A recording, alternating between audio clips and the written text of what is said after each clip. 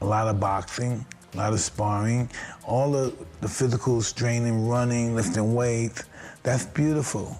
But you need to practice on what you have to do, and you have to box. So you should do as much boxing as possible leading up to the fight. Who am I? Who am I to the people? I have a kid now, like I said before. Honestly, it's just that fatherhood time. I haven't yet spent much more time with my son as I would want to. And he'll understand that as he gets older. If I can see, like, how can I change and how can I give my son more knowledge rather than luxury things, then I'm going to do that. And the take back is really just about inspiring others like we always do, and grabbing everything, becoming a two-time undisputed world champion, breaking history, making more records, doing things that people have yet to see. And I'm just grateful to even be here, honestly. You're hitting the bag, Greg. I see you hitting it when you walk. I want you to do like this. Boom, boom, boom, boom. Just keep for boom, boom, boom, boom. How long you can do that? Just 1, 2, 1, 2, 1, 2. The combination, boom, like punch, boom, boom, boom, boom, boom. And of course, hard work pays off. So this is where it shows. And yeah, man, I think that's the hardest part, though, is taking it all in. I think that's the hardest part, taking it all in. Because I want more. I'm not happy. I'm not satisfied yet. I need more. What else more you want? What is more boxing can give you? I need to put my foot in their neck, Mike. Oh, you want to hurt people? I want to hurt them. That's a good. You know what? You know what I love about you, Mike? Is that right there. You always wanted your foot on their neck. Yeah. And I love that because it's the best feeling, man. That's what the believe it or not, that's what the people want. Yeah, of course. People want that. You ever get that gut feeling when boxing stops being just about punches and turns into pure psychological warfare? That's the vibe right now. The clips dropped out of nowhere. Mike Tyson, the baddest man on the planet, pulling up to Teofimo Lopez's gym. Not for a photo op, not for some celebrity handshake moment. Nah, Iron Mike was in there coaching, drilling fundamentals, showing Lopez the secrets of that legendary peekaboo style that terrorized a generation. I just say to God, I need your help here. Because I'm about to do something that I'm not built to do, and that's quit.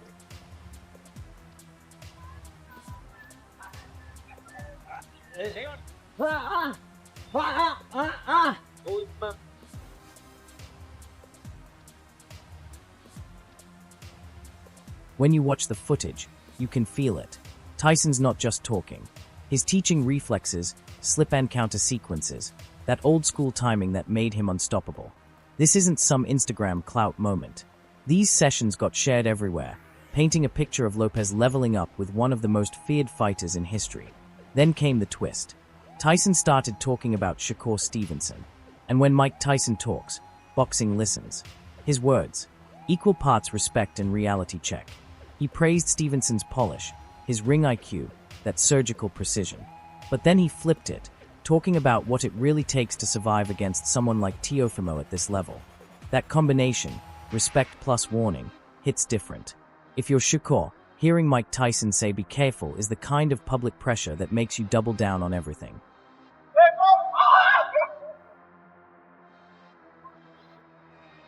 Let's keep it 100. What does it actually mean when Mike Tyson, the man who redefined power and intimidation, takes time to coach a young lion like Lopez? First off, it shifts the entire narrative. It tells the world that Lopez isn't just grinding in the gym. He's absorbing battle-tested wisdom from a legend who's been to war and back. Second, it creates doubt. Tyson's peekaboo system is built on compact defense, devastating counters, and killer timing. That's a nightmare matchup for any fighter who relies on textbook boxing and controlled pressure. Bottom line, the Lopez who walks out of those sessions is not the same Lopez who walked in. Do you recognize this energy? Energy is beautiful, but we need something to match it. We need some. Can't nobody match know. this energy, Mike. Come on. I know, but you're looking at it, and this used to be a space that you lived in. There's no doubt about it. That's why I'm getting excited with the other opponent.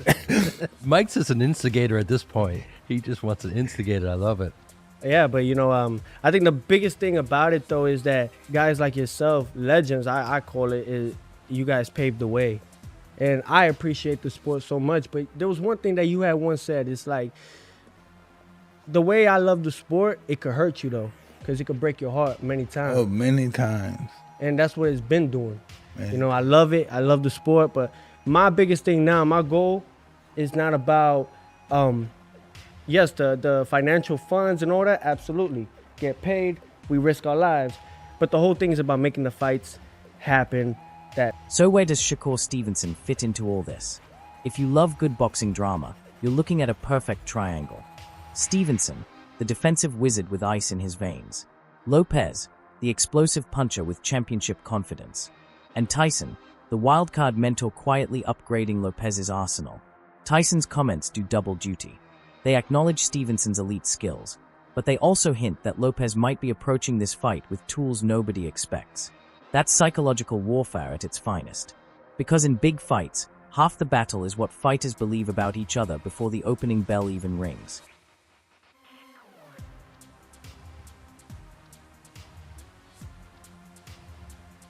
Let's talk specifics.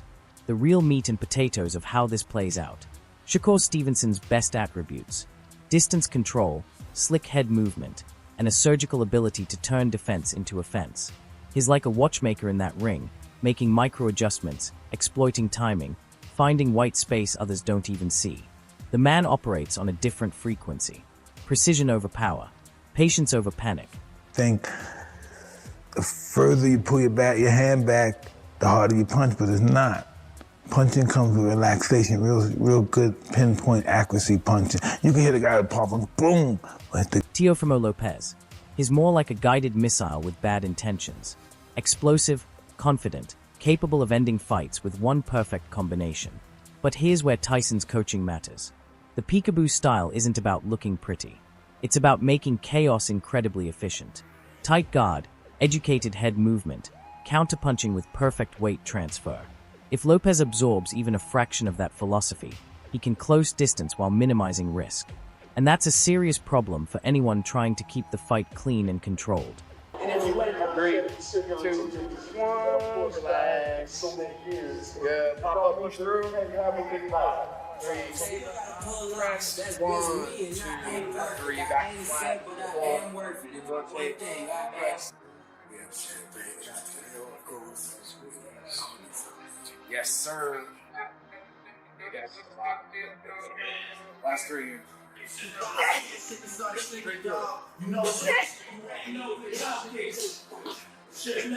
Now let's get tactical. Imagine Stevenson's ideal game plan. Control range, pop the jab, pick angles, frustrate Lopez until he makes a mistake born from impatience. That strategy banks on Lopez being predictable, getting frustrated, overcommitting. But what if Lopez shows up with tighter head movement? What if he's got those compact Tyson-style counters ready? Suddenly, Shakur might not get all the space he's used to. Tyson's coaching isn't a magic pill. Nobody's saying Lopez becomes Floyd Mayweather overnight. But it could reduce Stevenson's margin for error, force him into exchanges he'd rather avoid, make him work harder for every inch. That's why Mike's cautionary words aren't just talk. They're a warning that the game has changed. In the ring before, he knows the in and out about fighting, and it's just that we had to transfer that because he's using his legs and elbows and everything, grabbing. So we kind of, I don't know, did a new foundation and made him more elusive. You know, made him more elusive. He throws his punches with just bad intentions. And I just believe the consistency. Let's zoom out to the human element. Tyson dropping cautionary words about Stevenson is also brilliant media strategy. It creates headlines. Iron Mike warns young champion. That fires up fans, analysts, betting lines, and most importantly, the fighters themselves. It's not dirty pool. It's boxing. Veterans have always played these mind games with younger fighters because it sells fights and it pushes fighters to be sharper. If Shakur sees this on social media, he's got two options. Use it as fuel, let it sharpen his focus, add detail to his preparation. Or react emotionally, let it mess with his head, tilt his game plan. Champions, they use doubt as motivation. They turn external noise into internal discipline. Well, so you have to have constant attack. You can't go out there toe-to-toe slugging. You got to cut him off, chase him. Cut the ring off. Yeah. I think he's got good footwork. And he has good speed, too. He's got great speed. He's got great power. Here's where things get interesting. Is Tyson's involvement genuine coaching or calculated psychological warfare? Could the Lopez camp be strategically planting doubt in Stevenson's mind? Maybe. Boxing has always been as much about psychology as punching. A viral clip of Tyson whispering technical secrets to Lopez is theater that forces Stevenson's team to respond, publicly or privately. And that response reveals strategy. Do they leak sparring footage? Do they emphasize Shakur's defensive genius in interviews? The social media battle becomes another round to win. And yeah, we've seen new training clips from Shakur's camp. But don't get it twisted. None of this erases Stevenson's strengths. The kid's resume is filled with elite-level movement, timing, and composure under fire. He's outboxed top opponents consistently. His team knows how to build a game plan around his gifts. Tyson's comments aren't a death sentence. They are a wake-up call, a reminder to respect the threat. And champions love reminders. They convert them into focus, into extra rounds, into sharper execution.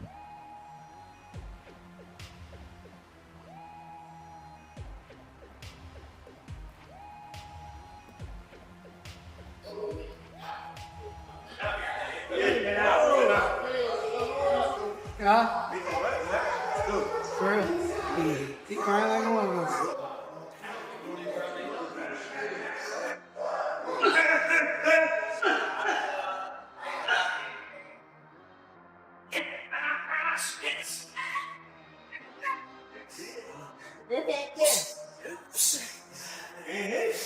Cool.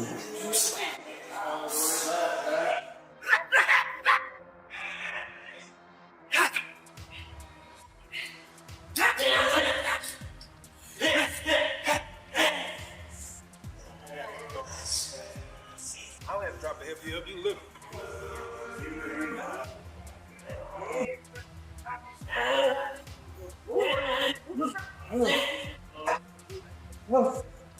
Okay, let's get spicy for a second. Predicting the fight is fun, but the real story is the human drama. A legendary icon mentoring a rising star, then publicly sizing up a stylistic genius like Stevenson. It's old-school boxing theater at its finest. Past collides with present, ego meets craft, and the media circus amplifies everything. On fight night, all this speculation and social media opera will either matter or fade into background noise. The bell is the ultimate judge. But the build-up? Tyson's coaching sessions and public warnings have already added layers to the story. And honestly, that makes it better.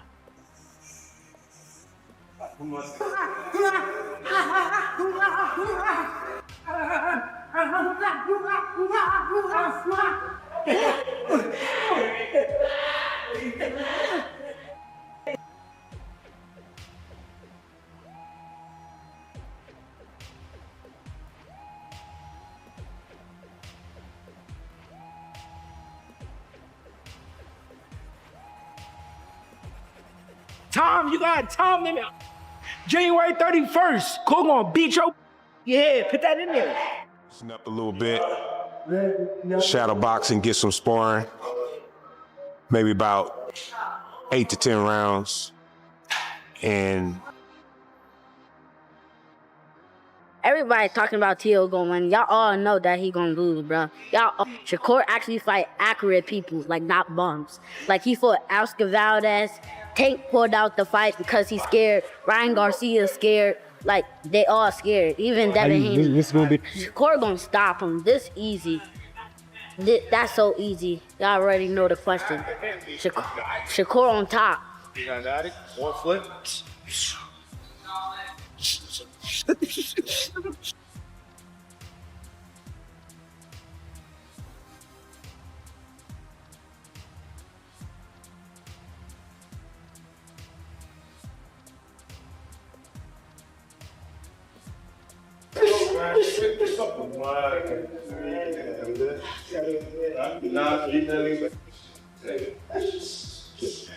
That was a good fucking job, you know. What? I don't know. It ain't like I said. Your boxing get better by the hour, okay? Soon, you'll be undefeated.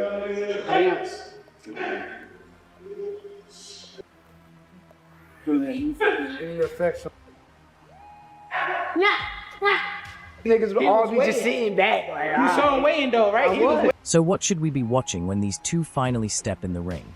First, pay attention to how Lopez moves post-Tyson. Is his defense tighter?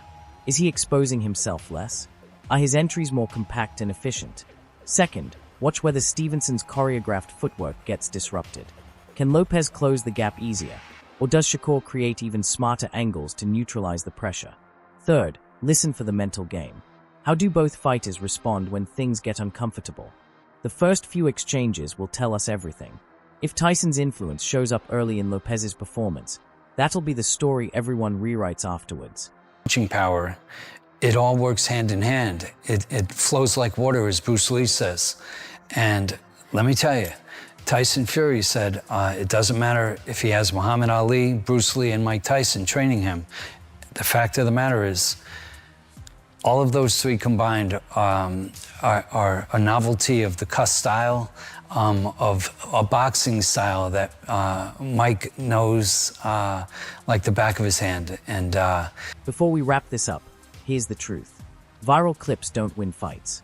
Legendary endorsements don't win fights. Preparation wins fights. Tyson's presence is a storyline ingredient, rich and compelling, but it's not destiny. What matters is whether Lopez absorbed those lessons effectively, whether Stevenson's camp adjusted accordingly, and whether fight night execution matches the preparation. That's the beauty of boxing. All the talk is just static until the bell rings and the fighters write the story themselves. The right fight for you, Teo? The best fight in the best. And I think that since, after a tremendous performance by Crawford against Canelo, you see that type of fight and the magnitude it brings, you want to emulate it. You could have fought anybody as well. 135, look for unification. For you, why was this the right one? If you look in and around my weight class, I can't get the other big fighters to get in the ring. So you got to go to somebody who's willing to do it, and he was willing to do it, so now we're here. What do you think of Shakur, his style? Great fighter. Good fighter. He knows how to fight. He knows how to box inside, outside. He knows how to use his lateral movement. So I think that all those things I need in order to enhance my skill sets and also to challenge myself, because we can't say we are the best if we don't see it or look for it or even go out there and test it. You've been critical of him, though, over recent months. I think you said he had the power of a 6-year-old at one point on social media. You did, yeah. You had a lot of tweets over there. I don't even remember. Dang.